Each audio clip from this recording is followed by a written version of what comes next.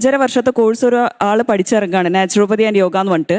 അപ്പോഴാണ് ഇപ്പോൾ അത് മെഡിക്കൽ നോളജ് ഇല്ലാതെ ഒരാൾ ഇങ്ങനെ അത് ഇൻഡിവിജ്വലൈസ്ഡ് ആയിട്ട് ഒരു മെഡിക്കൽ പ്രാക്ടീസ് കൊണ്ടുവരുന്നത് നല്ലതല്ല. It will lead to errors.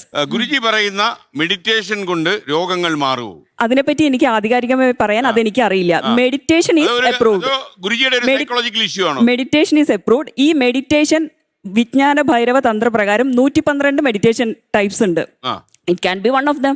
ഈ പണ്ട് ഇതൊക്കെ ഉണ്ടായിട്ടും മെഡിക്കൽ സിസ്റ്റം പ്രാർത്ഥനയെ കുറിച്ചൊന്നും പറഞ്ഞില്ല. പ്രാർത്ഥന കൊണ്ട് ഫലം അതും പറയാം.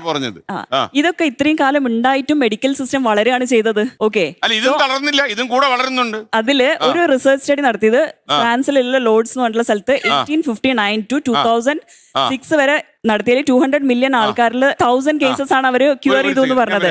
ആ 1000 കേസ് എന്ന് പറഞ്ഞാൽ എത്രയാണ് അതിന്റെ പെർസെന്റേജ്? 0.005%. എന്റെ ക്ലിനിക്കിൽ അതിൽ കൂടുതൽ 60 to 80% ക്യൂർ